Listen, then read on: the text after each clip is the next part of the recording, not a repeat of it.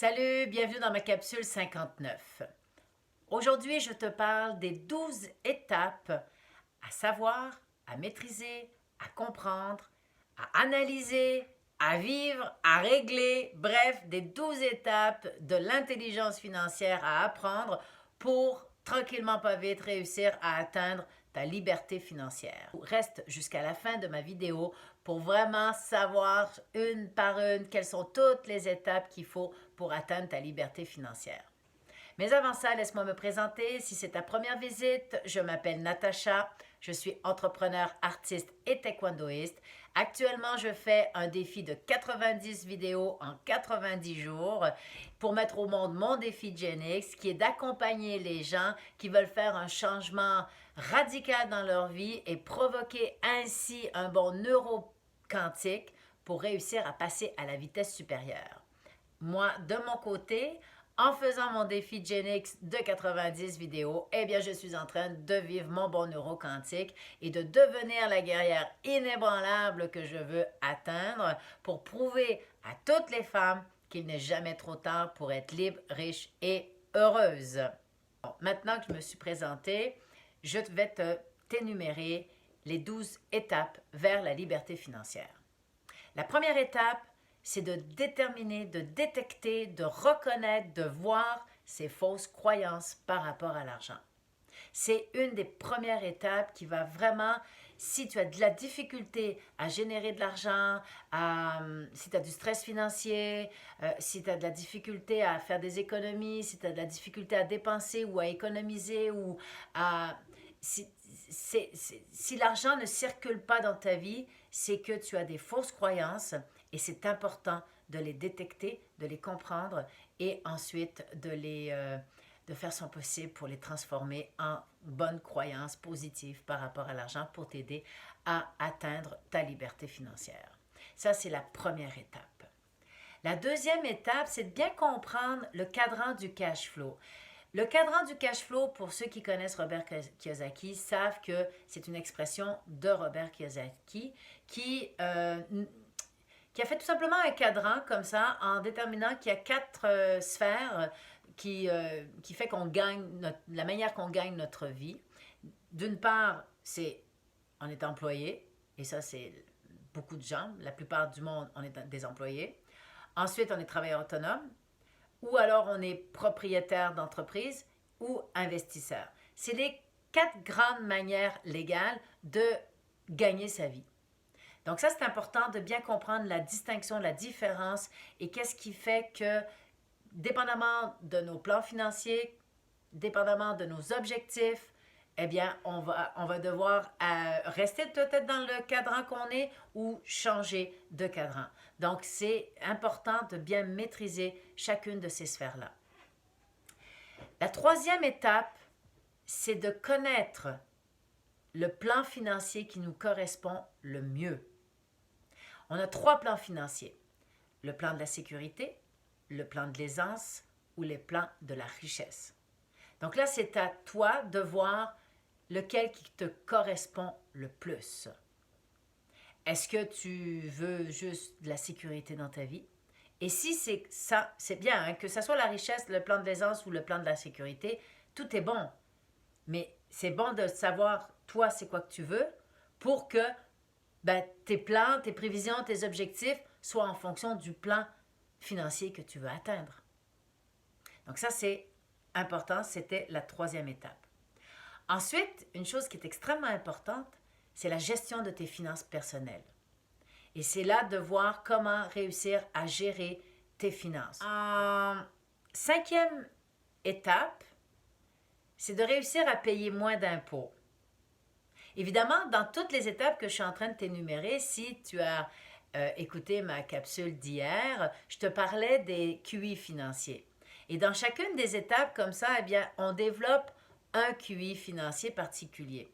Donc là, je vais revenir avec mes étapes du début, comme l'étape des fausses croyances, c'est le QI numéro 1, qui est celui de faire davantage d'argent. L'étape numéro 2, qui est le cadran du cash flow, là, ça va être plus le QI numéro 5, donc c'est la connaissance. Mais le plan financier, ça va être le QI numéro 1 qu'on va développer. En quatrième étape, on a la gestion des finances personnelles. Ça, c'est le QI numéro 3, qui est de bien gérer son argent. Bien sûr, ça va avec. Le QI pour payer moins d'impôts, c'est le QI numéro 2. Donc, à chaque étape, tu vas développer ton QI numéro 1, 2, 3 ou 4, 5. Je t'avais parlé qu'on a 5 QI financiers. D'accord? Donc là, on revient à la cinquième étape qui est de payer moins d'impôts. Donc là, ça fait partie du QI financier numéro 2 où c'est protéger son argent. Donc, payer moins d'impôts, c'est-à-dire de réaliser, bon, ben oui, je m'intéresse à ma fiscalité du pays dans lequel je suis. Et puis, j'essaie de voir comment est-ce que je peux maximiser mon impôt, si on veut maximiser pour soi, là, pas pour le gouvernement, là, mais pour soi. Légalement, toujours, mais plus on connaît sa fiscalité, plus on peut économiser par rapport à l'impôt. L'étape numéro 6, c'est d'éliminer ces mauvaises dettes et de réussir, d'essayer de vivre sans crédit, malgré que le crédit peut être important aussi et intéressant à utiliser, tant et autant qu'on l'utilise bien. Donc ça aussi, c'est de bien comprendre comment utiliser son crédit et aussi au niveau de comment éliminer les mauvaises dettes, parce qu'on a des bonnes dettes et on a des mauvaises dettes. Donc déjà, c'est de comprendre la différence entre une bonne et une mauvaise dette, et après, comment réussir à éliminer ces mauvaises dettes. Ça, c'était l'étape numéro 6. L'étape numéro 7, c'est bien comprendre les termes comptables. L'air de rien, on a beaucoup de termes qu'on entend, et que ce soit au niveau économie, au niveau des termes comptables, de comprendre le crédit, le débit, les plans financiers, les états financiers, le bilan, l'actif, passif. Donc, savoir c'est quoi un revenu passif. Donc, c'est toutes sortes de termes comme ça que c'est important de connaître pour comprendre que quand on parle à un conseiller financier, ou comprendre dans quel monde au niveau des finances on est pour mieux naviguer. Donc ça, c'est important, et c'est l'étape numéro 7. L'étape numéro 8, ça va être de réussir à se créer un MBA, qui est la marge brute d'autofinancement. Et ça, j'expliquais dans je pense que c'était il y a 2 jours de ça, la capsule 57. J'expliquais la marge d'autofinancement brut, ou la marge brute d'autofinancement, c'est de réussir à tout simplement à la fin du mois d'avoir de l'argent, de se créer une forme d'équité à la fin du mois. Donc, en fait, en fonction de nos revenus, ben, d'avoir moins de dépenses et de réussir à avoir un montant d'argent qui va nous permettre d'investir. Donc, dans l'étape numéro 8, c'est de se créer un MBA et de savoir investir ce MBA-là. En 9, l'étape numéro 9, c'est de toujours apprendre sur les finances. C'est un domaine qui est large, qui est intéressant, et qu'en même temps, qui nous touche personnellement. Donc, c'est important d'être au courant du monde financier qui nous entoure pour pouvoir réellement réussir à développer notre intelligence financière, à voir toutes les opportunités qui se passent autour de nous, parce que plus on ouvre ses intérêts aux finances, plus les opportunités aussi vont se présenter. Ça va avec. Donc, en 9, c'est d'apprendre toujours sur les finances. En 10, c'est pas toujours facile, mais l'étape numéro 10, c'est de réussir à se payer en premier. Et ça c'est pas facile, mais en général, on met 10% de côté dès qu'on reçoit notre paye, notre contrat, n'importe quel argent qu'on reçoit, on met 10% de côté. C'est pour soi, c'est pour se féliciter, c'est pour se payer en premier. Donc ça, c'est l'étape numéro 10. En 11, c'est de donner. C'est très important de donner.